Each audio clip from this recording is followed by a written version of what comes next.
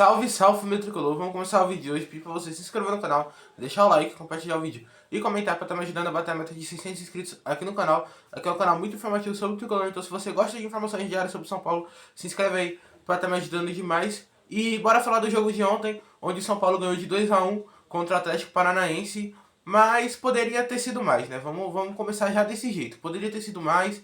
O São Paulo chegou várias vezes ao gol do Atlético e não conseguiu marcar, né? Infelizmente. E eu acho que 2-1 pra jogar na casa do Atlético é um resultado baixo, né? É bem baixo, né? Mas vamos falar do jogo em si. O Atlético teve a melhor oportunidade no começo do jogo, né? 5 minutos de jogo. Teve uma cabeçada do Allan Kardec que quase entrou, né? Quase entrou mesmo.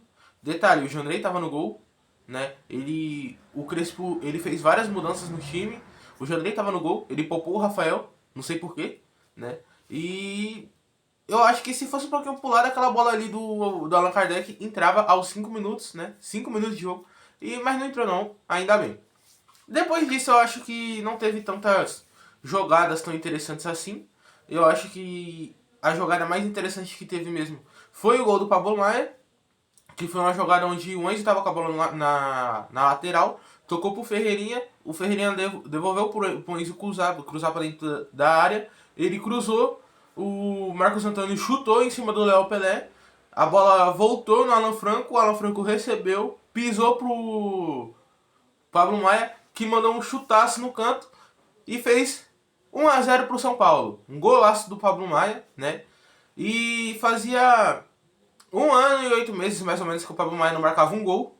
E o último gol que ele tinha marcado tinha sido contra o próprio Atlético, né? Então, o Pablo Maia, após 1 ano, marca um gol. E, novamente, contra o Atlético, né? O Pablo Maia tá precisando voltar a recuperar o futebol dele, né? Tava, assim, jogar bem faz um tempo. E eu acho que com esse gol ele vai retomar a confiança e vai voltar a ser aquele Pablo Maia que a gente via em 2023, né? Aquele Pablo Maia 22 e 23, né? Que era aquele Pablo Maia que todo jogo jogava bem, né? E era muito importante pro São Paulo. Eu acho que após esse gol, o Pablo Maia vai conseguir voltar a ser esse jogador. Ainda bem, né? Que gol bonito do Pablo Maia. Depois disso, o São Paulo conseguiu chegar algumas vezes, né? Mas também não conseguiu efetivar essas vezes em gol.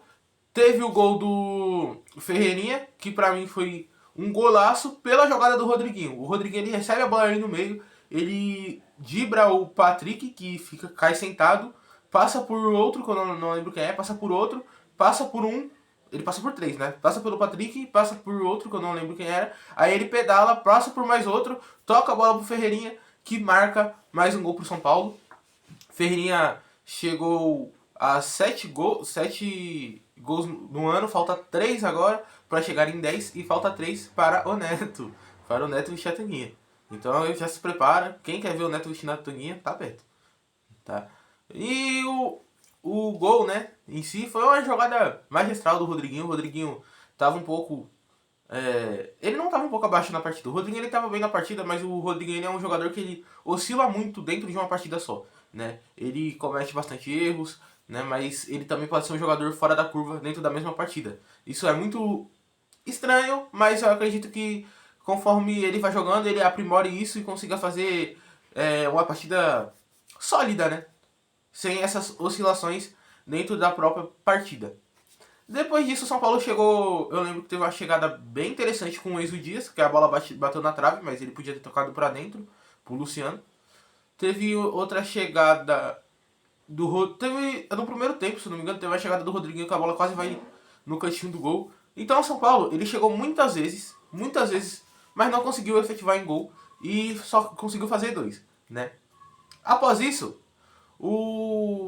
aos 40 mais ou menos, o Atlético conseguiu chegar ali pela lateral direita, onde o Enzo ele dá uma vacilada na marcação, o Sabino também dá uma vacilada, tocaram para o jogador do Atlético no meio, dentro da área, né? E ele bateu, a bola passou pelo meio das pernas do Jandrei, né? Não sei se daria para o Jandrei defender, passou pelo meio das pernas do Jandrei e é isso, né? O Atlético marcou 2-1, vamos ter que ir lá na casa deles com um gol só de vantagem, que praticamente é uma vantagem muito pouca, pelo que eu esperava. Né? Eu esperava um 3-1, pelo jogo que foi também. O São Paulo conseguiu vários ataques que não conseguiu concluir em gol, né? Então a gente vai ter que ir pra lá e torcer pra ganhar, e ganhar bem, pra se classificar para as quartas, né?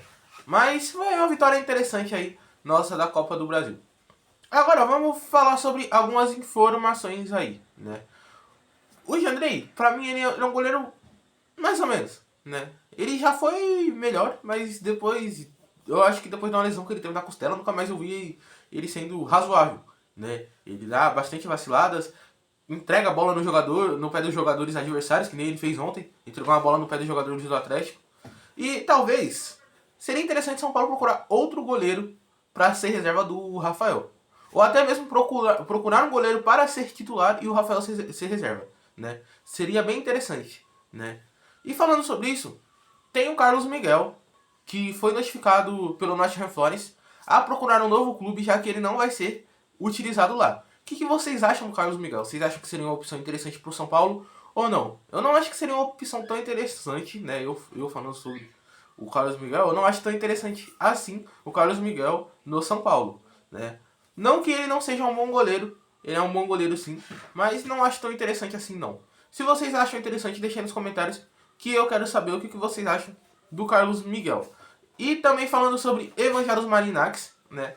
Que é interessante essa informação, que o Evangelos Marinax surgiu umas histórias aí que ele tá negociando com o Botafogo, né?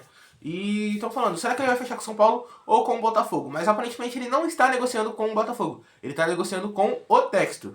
Por que com o Textor? Porque o Marinax, ele ajuda o Textor a fazer alguns negócios. E o Textor, ele, por má administração dos clubes dele, ele perdeu o Lyon, perdeu o Crystal Palace e também tá perdendo o Botafogo, né? Ele foi retirado do grupo que ele participava, por conta que ele pegou empréstimo e não pagou o grupo, né? Então ele foi retirado desse grupo e o grupo é dono dos clubes e o Textor praticamente foi jogado para escanteio. Então, o Textor ele tá precisando de dinheiro para conseguir comprar o Botafogo novamente. E aí, o que ele tá fazendo? Ele pediu praticamente um empréstimo, uma ajuda financeira para o Marinax. Então não tem nada entre Marinax e Botafogo, e sim entre Marinax e Textor para comprar o Botafogo. Né? O Textor comprar o Botafogo novamente com a ajuda financeira do Marinax. O Marinax seria meio que um crediário, né? Ele faria meio que um empréstimo pro Textor comprar o Botafogo novamente. Então, não temos nada entre Botafogo e Marinax. Marinax só está negociando com o Tricolor para comprar a base, tá bom? Só isso que temos, só isso. E última informação, o Matheus Alves ele bateu as metas que tinham no contrato lá no CSKA e o CSKA vai ter que pagar um valorzinho a mais para o São Paulo, já que ele bateu essas metas aí, então mais grana pro cofre do Tricolor, né? Se vocês querem informações diárias sobre o Tricolor, análise de jogos e muita opinião, você encontra aqui no Eterno Tricolor News. O vídeo de hoje foi esse. Se você gostou, deixa seu like, se inscreve no canal, compartilhe o vídeo, comenta e valeu!